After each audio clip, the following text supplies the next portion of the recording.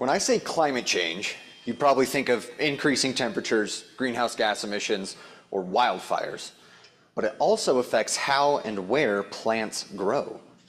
Since 1981, 59% of our planet has seen an increase in vegetation density, along with 5.4 million square kilometers of new vegetation growth, an area the size of the Amazon rainforest. These changes in plant distribution are attributed to warming temperatures and a lengthening of the growing season by 2 days per decade, which means plants can grow faster and longer every year.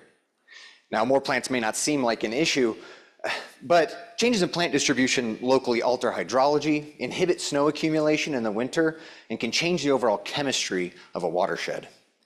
These changes are felt more in the Arctic and the subarctic than elsewhere, and this happens to be where much of the planet's landlocked ice is held in the form of glaciers and ice sheets.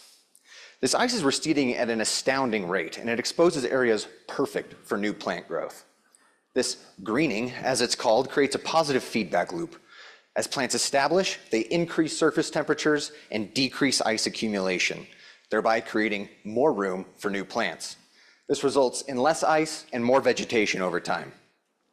In south central Alaska's Nellie Juan watershed, pictured here, these changes have been observed, but not yet studied or quantified, so we don't understand the rates or the mechanisms of these changes like we do on a global scale. But now I'm giving it my best shot. My research is quantifying these changes via satellites, a process called remote sensing. Earth-observing satellites have been active in this area since 1986, and they give us a relatively fine-scale view of the planet for nearly 40 years. A single pixel of this satellite is a 30 by 30 meter square, so imagine analyzing your lawn from outer space. It's pretty cool. A few 100,000 of these pixels makes up my study area. And by analyzing this imagery, I've documented new growth at 24 square kilometers, about 7% of this watershed. You can see that behind me, there's a lot more green in 2021 than there is in 1986. Here we also see a greening of existing plant communities, which indicates accelerated growth of vegetation that's already established. We also see a loss of 18 square kilometers of ice with no growth beneath it yet. Remember that feedback loop that I mentioned?